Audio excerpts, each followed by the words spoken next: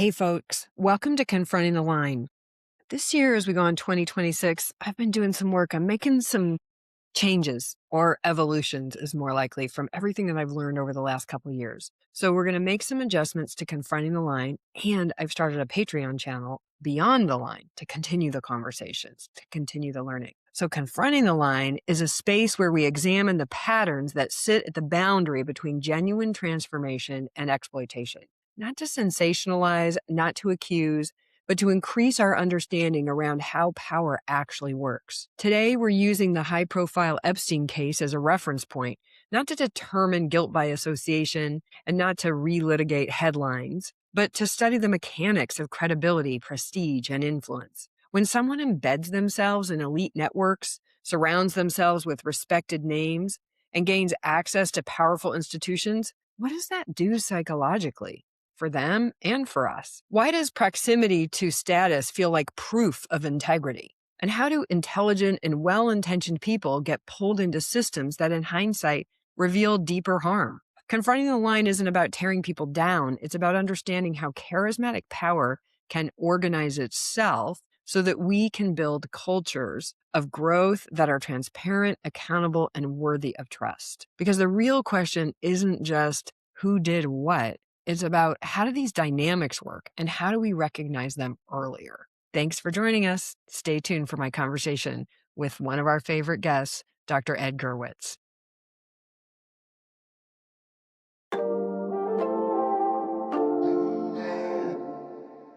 This podcast is for informational purposes only and should not be considered legal, medical, or mental health advice. We speak from our personal experiences and opinions. The views expressed are solely those of the individual speaker and are not intended to malign any group, club, organization, or business. All right, everybody, welcome back to Confronting the Line. I'm here today joined by one of my favorite people and one of our resident experts, Dr. Ed Gurowitz. And I just want to reintroduce Ed a little bit for those of you that haven't seen our earlier episodes, which I encourage you to go watch because they're really great, especially those of you that are super interested in the history around Landmark, the 6-day, the S training, because Ed has been really generous. He was one of those people that was right there on the ground, a part of the whole heyday.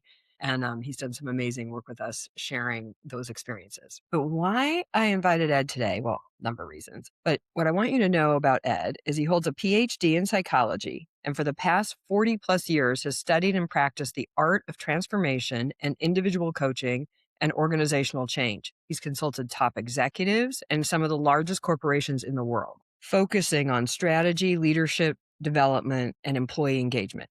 He's the author of 2 books, his very first book back in the day, The Molecular Basis of Memory, and Inclusion, the Role of Leadership in 2019. And then recently, for those of you who've been hanging around with us, you know about his most recent book, the one that I was just going to hold it up, A Transformation from Potential to Practice. And this is really where I met Ed when his son actually read my book, gave it to Ed. Ed called me. We got to talking about our very similar backgrounds, particularly around working with Werner.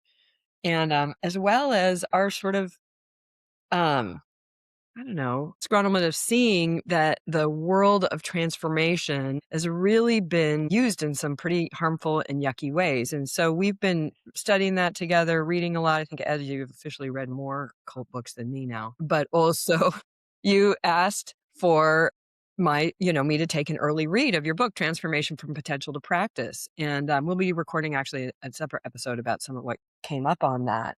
But it's a really fantastic book, folks. If you're interested in transformational methodologies and you don't want to pay a gazillion trillion dollars to somebody to give you their brand, which you can only use in certain ways sometimes, get this book. Because Ed really spills the beans on where a lot of those ideas are sourced from, where they come from. They don't, hint, hint, hint, they don't belong to Landmark or Scientology or this or that. Those copywritten things do belong to those organizations, but the ideas themselves do not.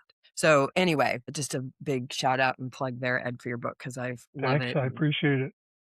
We'll talk more about some of the things Ed and I have gotten up to along the way, including our new practitioner studio we just opened for people who really want to understand how to use these ideas safely, ethically, and effectively. Turns out safety, ethics, and effectiveness actually go together.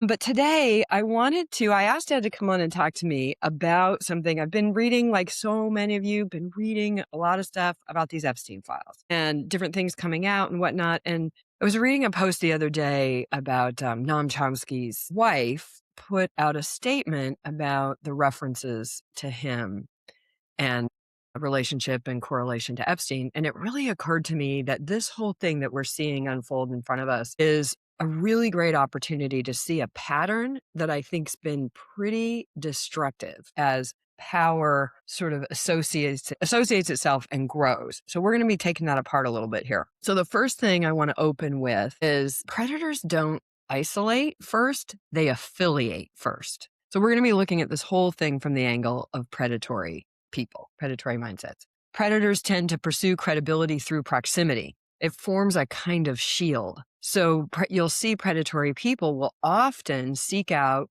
and align themselves and associate themselves with credible people. By credible, meaning people who have earned a certain level of notoriety. And now we have influencer in the space. But academics are a big one, especially for pseudo gurus, because it gives them a kind of legitimacy. And I saw this with the Warner camp. We saw it with Keith Raniere. We see it with L. Ron Hubbard. Didn't seem to do it quite so much. He was pretty confident in his own credibility. But his followers have made a point of getting people like Tom Cruise and other celebrities. Scientology has emphasized association with celebrities a lot. Well, Hubbard himself, I don't know enough about to know, but Right. he may not have done it. His successors absolutely have. Yeah, right. Tom Cruise, John Travolta. Predators intentionally embed themselves in high status networks, and humans use social proof, right? If respected people trust him, then he must be safe. If Harvard hosted him, he must be legitimate. If he's in those rooms, he must be vetted. I love Dr. John Hunter talks about reaching out to, oh gosh, now I'm going to forget the name of a professor. Anyway, within the last 6 years, Warner did a big talk with a pretty well-known professor, I believe in Cal State system, it was actually about ruthless compassion, something that anyway, I do not agree with. And this very well-known professor basically brought Warner onto his stage. They had a whole conversation. He gave this whole introduction of Warner that had all kinds of basically false information in it. And when Dr. John Hunter, who is an academic, reached out to this academic who's, oh man, his name will come up somewhere randomly, and said, hey, did you vet him? Like, do you actually know the whole story around Warner? Do you know, and that some of those things that you said were just blatantly false? Like, did you check that out? And the guy said, no, oops, sorry, didn't think of that. So we out here think that all that's going on in the background, but quite often is not. So first thing I just write on that, the perfect setup, Ed, from one of my first questions for you, and this is particularly pulling on your psychology background, but why do institutions misread charisma? Why would that guy bring a Warner on the stage? Why is Cal State University trying to do this, landmark hall, and it's going to have this whole leadership center that's devoted, basically it's a library. It's like a presidential library to Warner. Well, there's a couple of things involved. With regard to the professor not having vetted Warner's credentials, in general, in academics, and I spent a good number of years in academics early in my career, in general, vetting is assumed. If you've got a PhD, from Harvard or something, that's enough. If you work for, the Wharton School, you're assumed to be competent. Now, unfortunately, that carries over to people who don't have those kinds of credentials. I can imagine that what this guy got was a press kit from Warner's people, and didn't occur to him to check it. I doubt that he had any malintent. As far as you asked about the Cal State, the organization, I don't know, but almost every time I've seen a academic institution start a new program, name a building, etc., there's been money involved, donation involved. So Definitely. I would only assume, unless someone there is really a devotee, I can only assume that probably there's an endowment. Absolutely. Terry Giles, who was the executive, or I'm not sure exactly what title they use, of the board of trustees for Landmark for many, many, many years, and is who I jokingly relate to him as the transformational mafia boss. He's a fixer, he's a lawyer, and he is a devotee, near as I can tell. I mean, he's definitely a fan.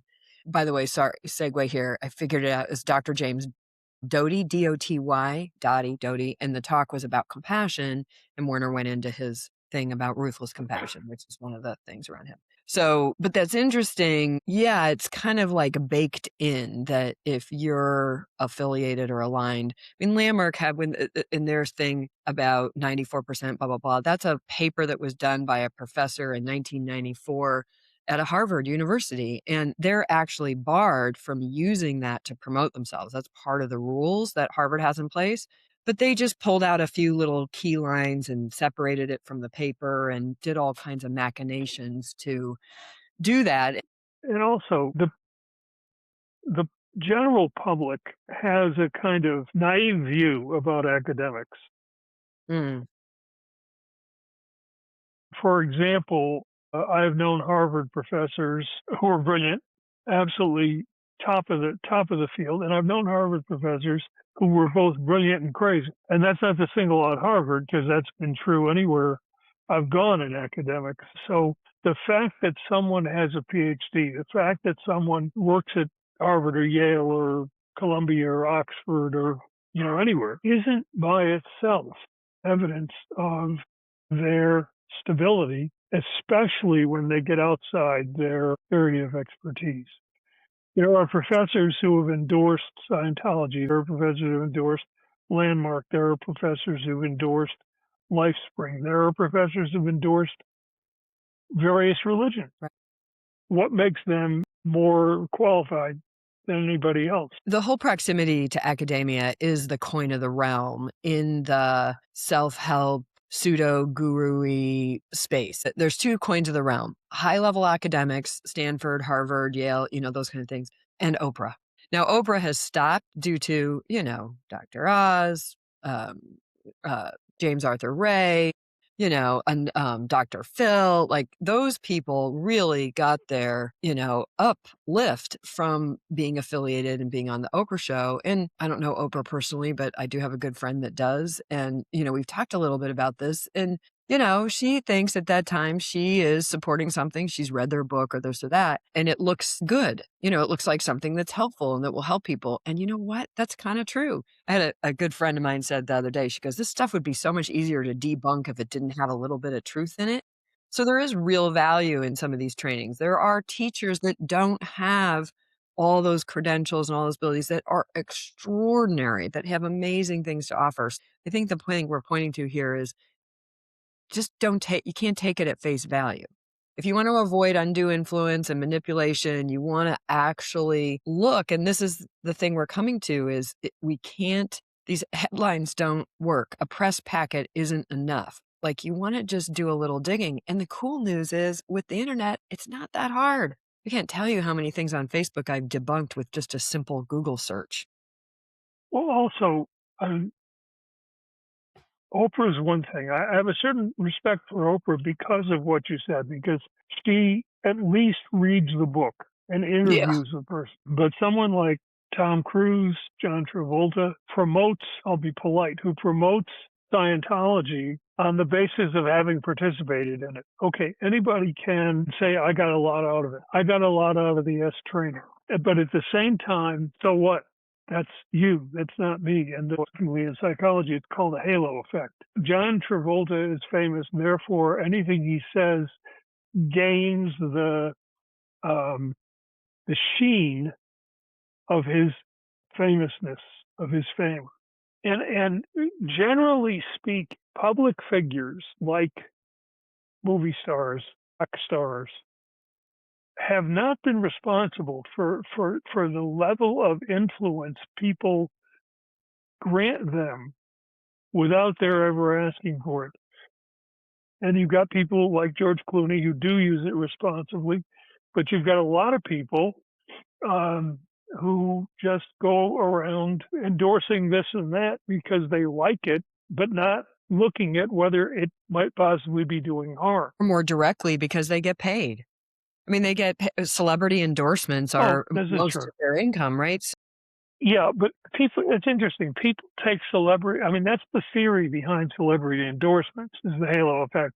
But people, if LeBron James does an ad for, I forget who he does ads for, Nike or somebody, people take that with a grain of salt. They know that he's getting paid and yeah, he's endorsing the product, but he's getting paid. If somebody who's not presumably getting paid, like a movie star, comes out about a training or a book or a program, and it is getting paid, people, well, if he's not even getting paid, he must be know what he's talking about. No, he knows what he's talking about when he talks about his own experience, but not when he talks about the program itself. Gotcha. And there's a little thing that went by in there that I want to keep pointing to. I said this in my book. I said this when I was a program leader. Stop giving the credit to the program. The program was an opportunity. It was an occasion. You can have transformation getting on a city bus. That's not to downgrade the value of that's provided in some of these courses. It's just to get clear about the actual source of your insights, your breakthroughs, whatever you want to call them.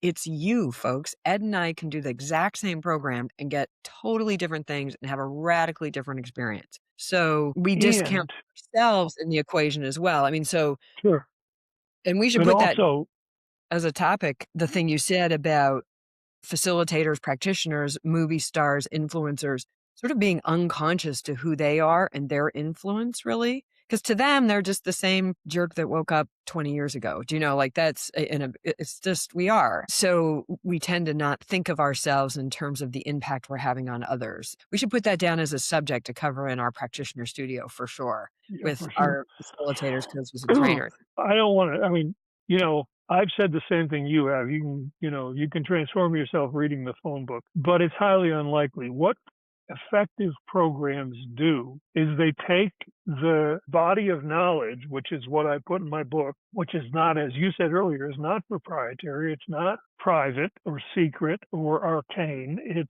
been around for thousands of years, and they package it in a way that makes it accessible to people. And that just like, so you got one extreme, you got academic courses. The other extreme, you've got something that's totally experiential, like meditation. You get in the middle between those two where you've got a combination of information and experience. And it does, without question, have a facilitative effect on people engaging with knowing themselves. Now, as the reason for the subtitle of my book, if that's a peak experience, it remains the potential. You've now demonstrated the potential for transformation. If you put it into practice, you're now engaged with living a transformed life. In either case, the program, you've heard me say this before, and I think I've said it before in a couple of these broadcasts, people don't buy power drills because they need a power drill. They buy a power drill because they need holes. The program, any program, is at best a tool, a power drill. And when people focus on the program rather than the fact that they engaged with it in a way that would add certain impacts in their life, they're misattributing the source of the impact. Well, and they're actually giving away their autonomy, their power, their agency without Completely. realizing it. Completely. So just one thing before we kind of move off institutions, I just thought would be kind of interesting. What makes these high status institutions vulnerable besides the profit model? I mean, I do happen to know that Landmark itself pledged at least $4 million to Landmark Hall. I know, I think they raised somewhere That's around all? well, I think in that network, last I heard any kind of credible something about it, they've gotten very quiet about the whole thing, but it was somewhere around 24 million. It's completely, Terry Giles is an alumni of the Cal State Fullerton School where they're doing that. And look, it's not a bad idea. The whole Being a Leader project was about introducing exactly what you just said. We called it ontological, phenomenological ways of educating, but it's about bringing together the knowledge, the ideas with an experience so that people are left. And the thing in that network is being whatever the thing is.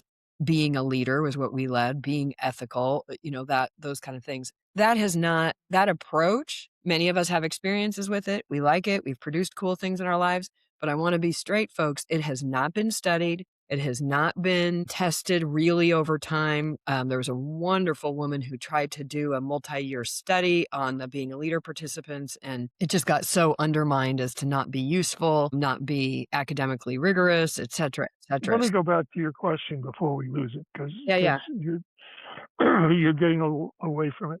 I know it's easy.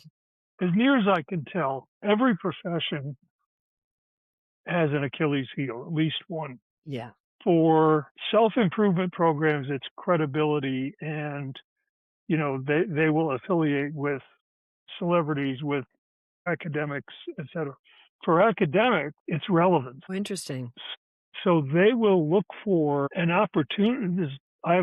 There's no studies that I know about this, but I'm speaking from my own experience and from what I've seen. Individual academics, for sure, will look for opportunities to show that what they do.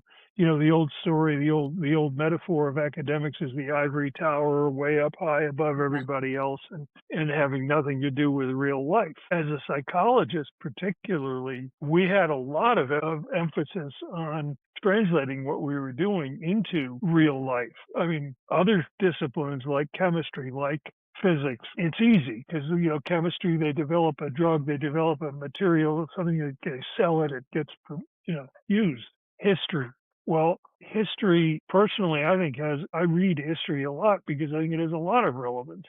A lot of academics are driven to prove that they're relevant, and associating with something out there that's got quote unquote proven application is a way of doing it. And which just brings me back to Jim Doty. I would be willing to bet that whether he realizes it or not, what was behind his not vetting the press kit that he got was Right. the assumption that if it's been around for however many years it's been, 50 years, and thousands of people all over the world have gone through it, and people say nice things about it loudly, and people tend to say not nice things about it softly because there's Well, they get threatened or yeah, used to. there's negative Shout out consequences of that. actually to Landmark for being near as I can tell, they're open to some criticism and some looking because they haven't sued me yet. So let's keep the streak going, guys. But I think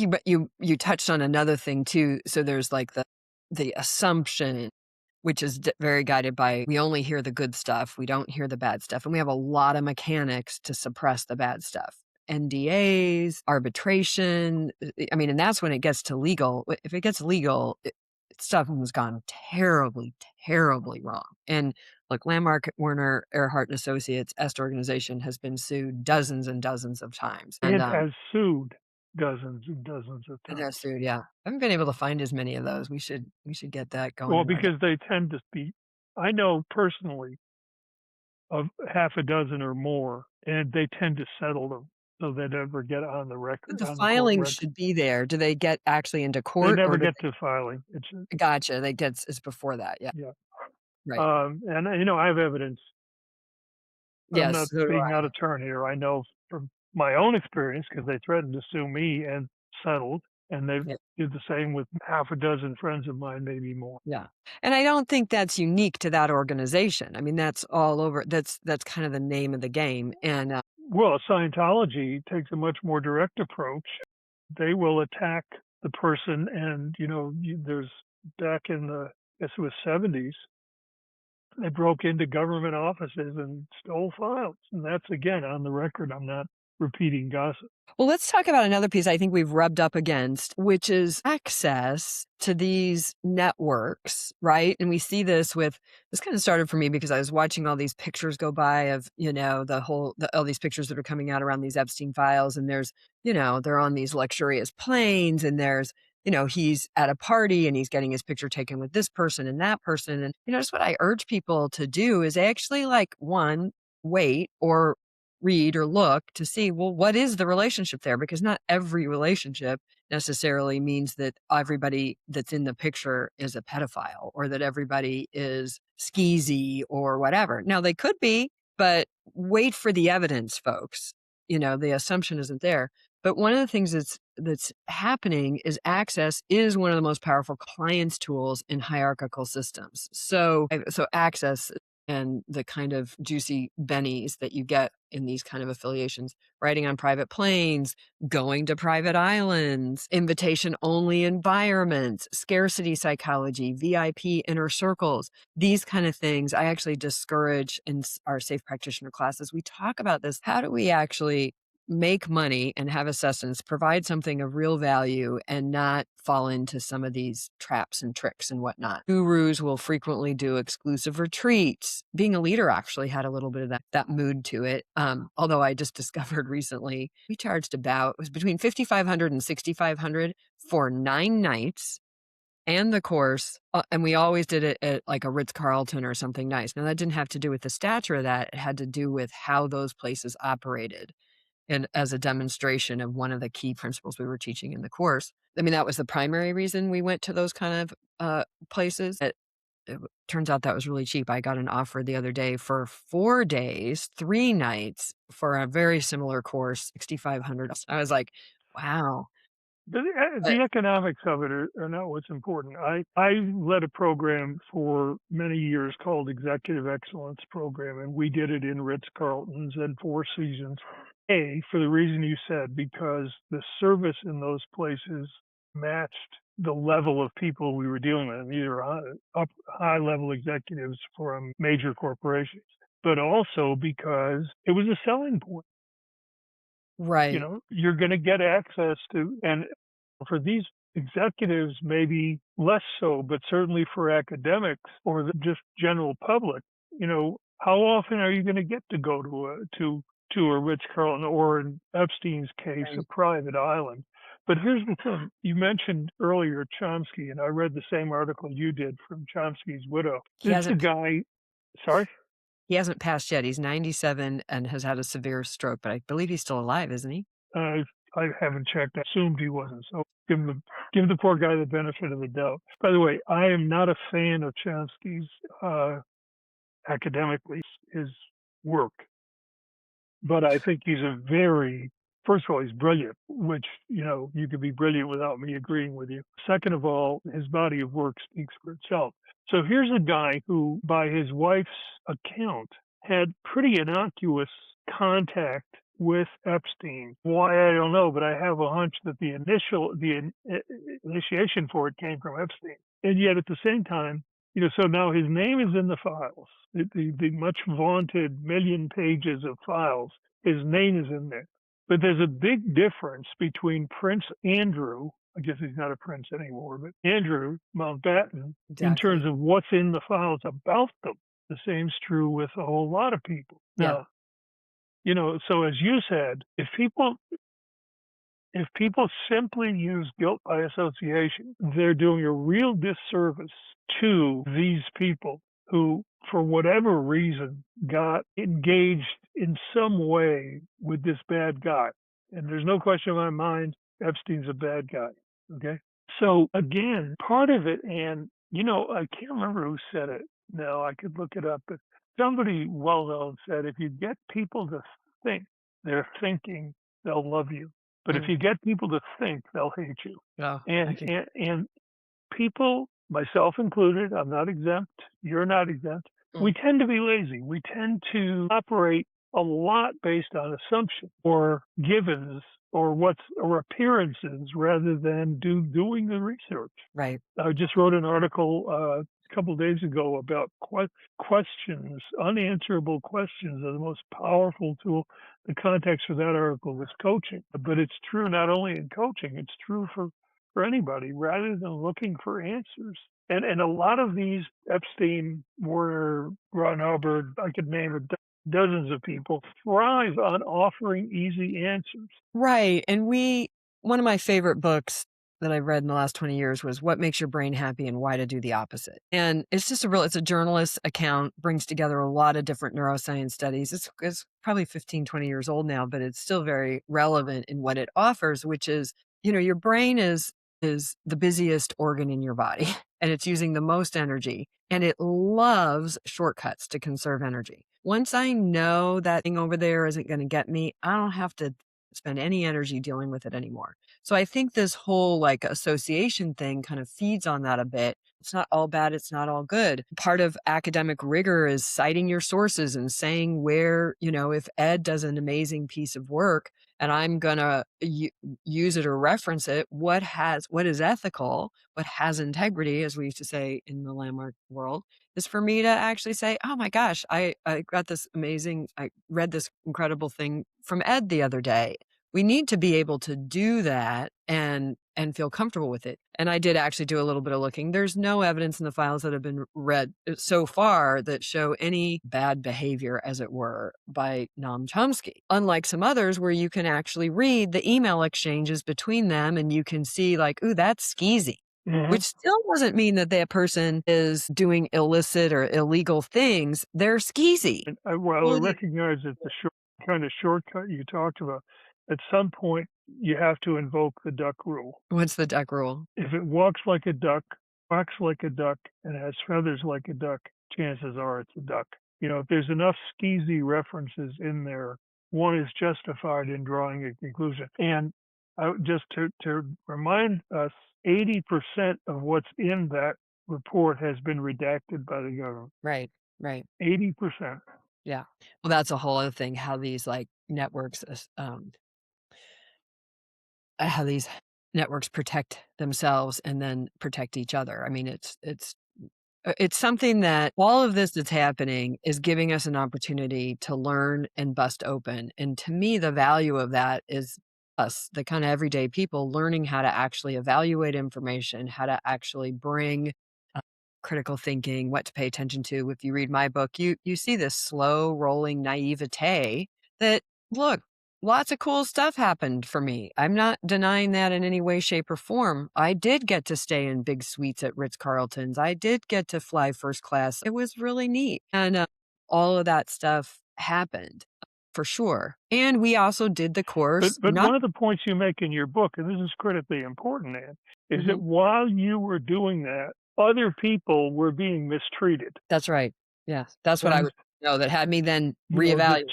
The strength of your book is you didn't turn a blind eye to that. Having lived through a very earlier era of the very same thing, I can tell you that we rationalized it, we turned a blind eye to it, and we said fairly often, man, I'm glad that's not me. And it was our turn. When it was our turn in the barrel, we found a way to rationalize. Yes. And part of that is because it gets back to cognitive dissonance. Once a human being has made a choice to belong, let's say, to an organization, to be someone's friend, to be fully tuned into what I'm going to call the dark side of the line that we're confronting here. To be fully tuned into that creates enormous dissonance, enormous cognitive dissonance. Yeah, absolutely. And it is, at some point, you've got to resolve it, or it will drive you crazy. Right.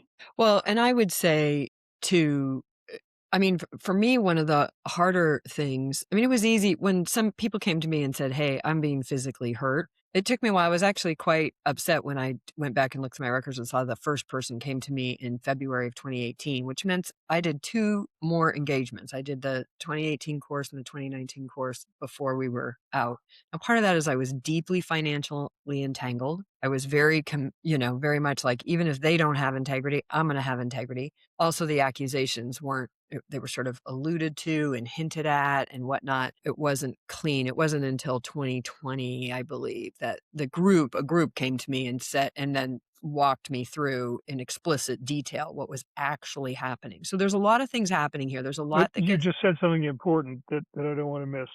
You were financially entangled. That's not an accident. Almost all organizations that we would call cults or high control, what's the technical term? High control organizations? High control groups is the high control groups. A little bit wider. Find a way to get people economically dependent. And that keeps them from looking too closely, just like it kept you from looking too closely. There's an old sexist trope about to keep your wife barefoot and pregnant. Well, this is similar. This is the real deal. when I was a center manager for, it wasn't Landmark yet, but for the organization.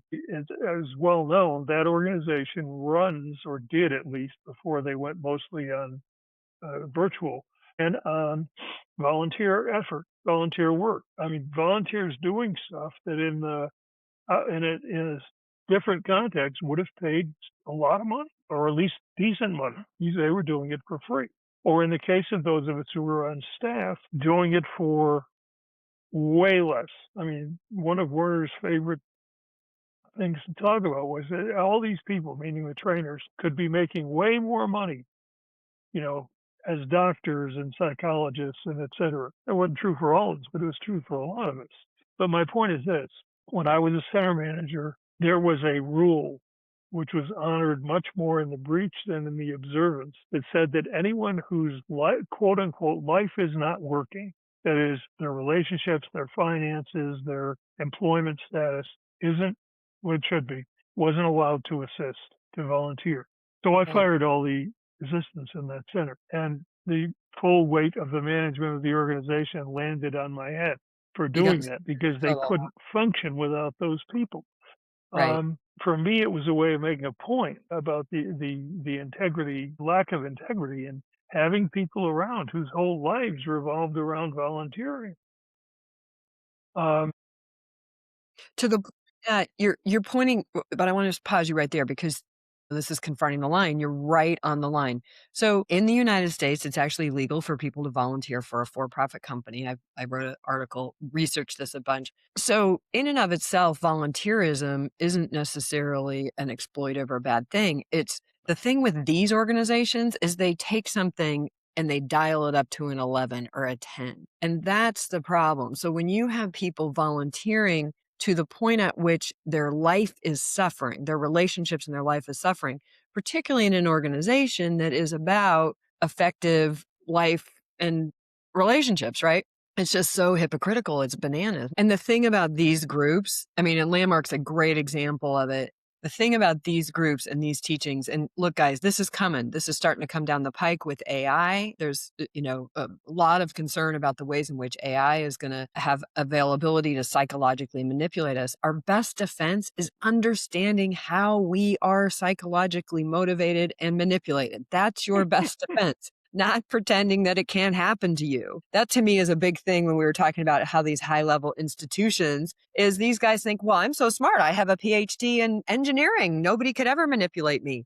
No, anybody who says to me, nobody can manipulate me, that I'm like, oh, you're next in line. Like well, what's that. funny about that is it means that in the case of certain ones of these groups, like Landmark, if the program is successful, you will leave the group. Yes. Yeah. My mentor at Landmark, actually, he said in one of our trainings one time, he's like, why do you guys keep keeping people around? You're not supposed to do that. That's not how it was built. They should come do a program and go out in the world and make a difference and succeed, all of that.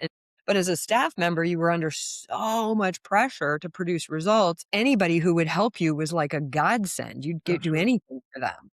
Well, but also for participants who were not on staff, there was a subtle, maybe not so subtle, there was a manipulation. The thing that I consider a breakthrough in my book is the idea that transformation is not an event, it's a practice. That got distorted in that program and other programs like Scientology, to where the practice you were inculcated with was bringing people into the group and buying the next program.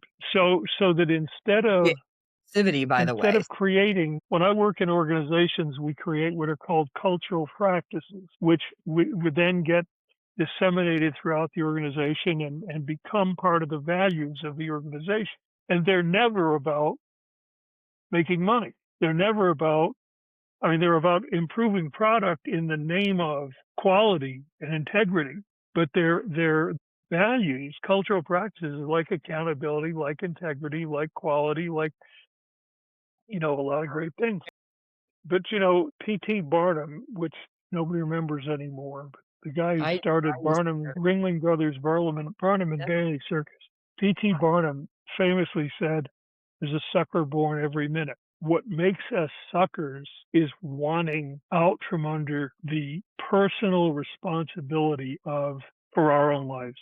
We Yeah. want somebody to tell us what to do. And I don't care if it's Jesus or Buddha or Woodard or L. Ron Hubbard, it doesn't matter. If someone will just tell us how to be a good person, how to live a good life, we'll follow Well, them. and understand our confusing feelings and deal with the yeah, all of this. That's why All of that. I haven't walked away from growth and development, actually. I'm much more committed that we evolve, that we take everything we've learned and we evolve, we make it better. That's what you and I are trying to do with the practitioner studio, everything we're doing. You also that I think what you're a key contribution that I've gotten from you is I consider myself a pretty ethical person. I've had lapses in my life, but generally I consider myself a pretty ethical person, but I had never really stopped to examine the ethics, for example, of promising an outcome. Mm. I'm still struggling with that a little bit because people, from a business point of view, what people are looking for with consultants and coaches is outcomes. Mhm. It's the promising it part. I can't promise it because ultimately it depends on them. And you can't use that as an out, by the way. I sent you that, a person that I know invited me to come to their leadership training, and their entire page says over and over and over, this is for committed people, for committed people. If committed people do this, what's subtly being communicated there is as the leader, I don't have any responsibility for what you Right. get or If you don't get the outcome, you're you not don't get the committed. outcome, it's on you. So it's a double And bind. that's you and I are very familiar with that one from our history. But see, there's a very important, and I have to get an image made of this. It's a C.S. Lewis who wrote the Narnia books and all that. Mhm. Wrote a very slim little book called Mere Christianity, and in that book, which is terrific, he has one metaphor, which is there's a guy sitting in a prison cell, and the prison cell has a wall with a window way high up, and once a day the sun hits that window and there's a little brightly lit square on the floor. Mhm. And so the prisoner worships the window rather Mm, than the light, rather than going to the light, turns around and worships the source, what he considers the source of the light. mm. Lenny Bruce said it better. He said if Jesus had gotten the electric chair, we'd all be wearing electric chairs around our neck. So the key thing, I think, the line that you have drawn so well in these series, the line is personal responsibility. The line is, if it's going to be, it's up to me, and I can use any tool I got as long as I remember that the outcome I'm looking for is not owning a power drill, it's having holds. And I'm the one who's going to have to use the power drill to get those holds, not the power drill. It's not responsible for the hold. That's an important piece, and maybe we'll go into this deeper in a different conversation, but I do want to put a bookmarker there because one of the most weaponized ideas is the idea of personal responsibility. So I have a little bit of pushback on that, but I want to I'm talking about underline. in one specific context. I understand. Let me finish. So the piece that you said that was really important there is I want to drill holes. You have to be in the framing of what am I there for?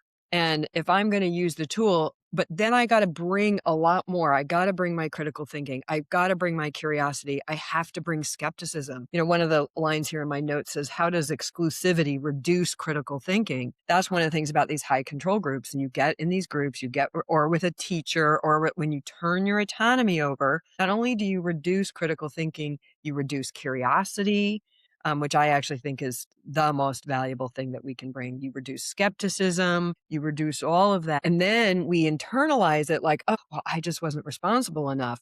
I didn't use the tool well enough. No, the tool wasn't designed to make holes. Somebody told you it was. They may have had a good sales pitch. They may have even actually given a fantastic promise. They are liars. People lie. So you need to bring. Or to continue the metaphor, they sold you a power drill and told you it was really good for polishing stuff.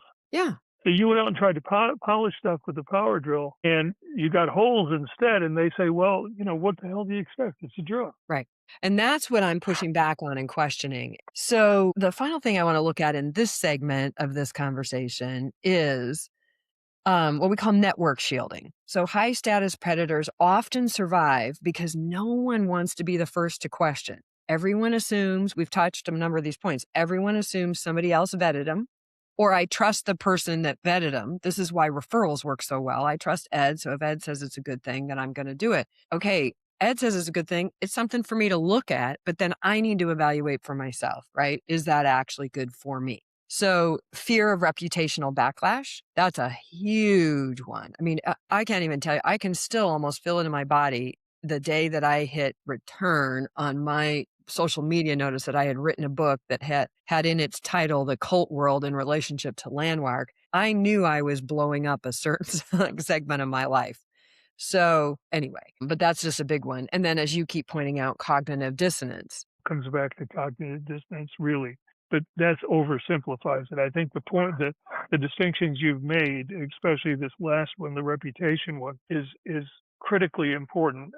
I think Brene Brown would say it all comes back to shame. We are so wired to believe that there is some deep, dark thing that must be kept secret about us, or we'll be judged unworthy of human connection. That's her definition of shame. And ultimately, everything we've talked about, all the manipulation, all the peer pressure, everything else, ultimately thrives on that. That's what feeds it. Because if I'm not good enough, the shame is always some version of I'm not good enough. Yeah, something's wrong Smart with enough, me. pretty enough, whatever. If this will shield that, will help me shield that, will help me make sure nobody ever finds out, then I'll give myself over to it. And I think that's really the critical piece is Well, shame. that you're speaking to what Chris Shelton is a model, REM model. He talks about our emotional needs. Like, so keeping ourselves safe, keeping ourselves as part of a group is a big part to that. So that's why speaking against the group is very dangerous. Let's wrap on that is the difference between charisma and character. Because this is what I'm committed to. This is why I want to confront the line so we can start to educate ourselves and stop enabling these kind of predatory people into our leadership positions. By enabling them, I mean helping them to happen. It's only enablement if you stay supporting it after you knew. When you didn't know, you didn't know. But when you know something is harmful or wrong, and then you continue either by silence or cover or whatnot, now you are complicit. Now you are enabling something. The only thing it takes for evil to triumph is for good people to remain silent. I'm going to pause us right there. And because Ed and I are going to continue this conversation, folks, on excited to announce I have launched a Patreon channel. It's called Beyond the Line. And so we're going to keep the conversation and go a little bit deeper, which is what Beyond the Line is going to be about, is getting into the more psychological nuances of these kinds of things. How do we get entrapped and why do we stay? So if this conversation makes you curious about the internal psychology behind these dynamics and how even transformational spaces can drift in these traps, we're going to continue the conversation on Beyond the Line. There's a link in the show notes, and we'll see you there. Thanks, Ed. Thank you.